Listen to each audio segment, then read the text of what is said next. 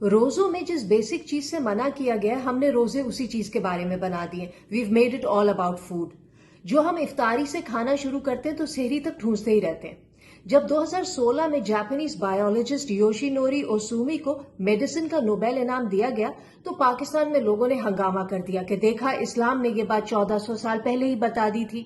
یوشی نوری نے ثابت کیا تھا کہ کس طرح مہینہ بھر روزہ رکھنے سے جسم میں موجود خطرناک وائرس اور بیکٹیریا ختم ہو جاتے ہیں. جسم کے اندرونی سیلز کے سٹرکچرز میں سارا سال جو ٹوٹ پھوٹ ہوتی ہے وہ ٹھیک ہو جاتی ہے. روزہ رکھنے سے نئے سیلز بنتے ہیں، صحت اچھی ہوتی ہے اور عمر لمبی ہوتی ہے.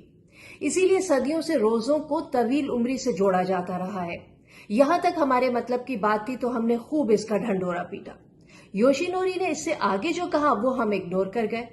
انہوں نے یہ بھی کہا کہ روزے کا فائدہ اسی وقت ہوتا ہے جب ہم اس دوران معمول سے کم کھانا کھائیں، پاگل نہ ہو جائے کھا کھا کر. یہی بات ہم سننا نہیں چاہتے. زیادہ کھانے سے جسم اوور لوڈ ہو جاتا ہے، نئے سیلز نہیں بن سکتے، پرانے سیلز جسم کے اندر گلتے سڑتے رہتے اور بیماریاں بناتے، کینسر بناتے.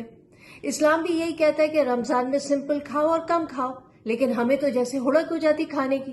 اسی وجہ سے غریبوں کے بچے روزہ نہیں رکھ پاتے. وہ سمجھتے روزے کا مطلب ہے افطاری میں طرح طرح کی ڈشز ہوں تبھی روزہ ہوتا ہے. اب بیچارہ غریب آدمی کہاں سے لائیے سب روز روز. ہم اپنا اوور ایٹنگ کا گلٹ مٹانے کے لیے رمضان آتے ہی راشن تقسیم کرنا شروع کر دیتے ہیں.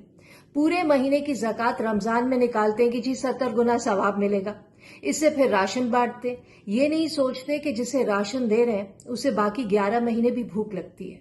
ویسے تو زکوٰۃ پورے سال میں کبھی بھی نکالی جا سکتی ہے، لیکن جو لوگ رمضان میں ہی نکالنا چاہتے ہیں وہ نکالیں، بس اسے پورے سال پر سپریڈ کر دیں. اسی ثواب کے چکر میں یہ نیریٹو بھی بنایا گیا ہے کہ رمضان میں خرچہ بڑھ جاتا ہے، اس لیے غریبوں میں راشن تقسیم کیا جاتا ہے. حالانکہ دیکھا جائے تو رمضان میں باورچی خانے کا خرچہ نہ بڑھنا چاہیے نہ کم ہونا چاہیے. سحری میں ناشتہ اور افطاری میں کھانا. خرچہ تو اس وقت بڑھے گا جب سحری اور افطاری کو لوگ دعوت سمجھیں گے، پارٹی سمجھیں گے. رمضان کا مہینہ اوور ایٹنگ کا نہیں، انڈر ایٹنگ کا مہینہ ہے، معمول سے کم کھانے کا مہینہ ہے. تبھی اس کا جسمانی، ذہنی اور روحانی فائدہ ہے. اسلام تو روزمرہ کے لیے بھی کہتا ہے کہ کھانے بیٹھو تو 1/3 پیٹ خالی رکھو. روزہ سکھاتا ہے کہ بھوک کیا ہوتی ہے. جب ہمیں پتہ ہی نہیں ہوگا کہ خالی پیٹ انسان کو کتنا مجبور بنا دیتا ہے، تب انسانیت کا احساس ہی ختم ہونا شروع ہو جاتا ہے. اسی لیے آپ دیکھیں گے کہ کھاتے پیتے لوگوں کو ہی رمضان میں زیادہ غصہ آتا ہے. غریب آدمی کو رمضان میں غصہ نہیں آتا، اسے کھانا سکپ کرنے کی، آدھا پیٹ کھانے کی عادت ہوتی ہے. اس اوور ایٹنگ کی وجہ سے پوری دنیا میں، صرف پاکستان میں رمضان کے دوران کھانے پینے کی چیزیں مہنگی کر دی جاتی ہیں. غریب اور کہیں کا نہیں رہتا.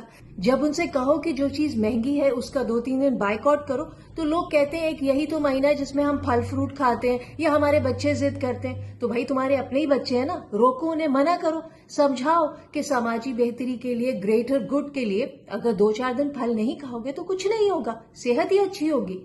پھر یہ کہ رمضان میں یہ لوگ جو گھروں اور فیکٹریوں کے باہر قطاریں لگوا کر لوگوں کو راشن بانٹتے ہیں، یہ صرف غریبوں کو چھوٹا کرنے کی کوشش ہے کہ دیکھو ہم کتنے بڑے ہیں اور تم اتنے چھوٹے کہ ہمارے گھروں یا فیکٹریوں کے آگے لائن لگانے پر مجبور ہو.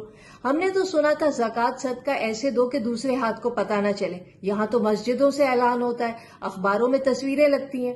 ایسی حرکتیں سب سے زیادہ رمضان میں ہوتی ہیں، سب سے مبارک اور بابرکت مہینے میں.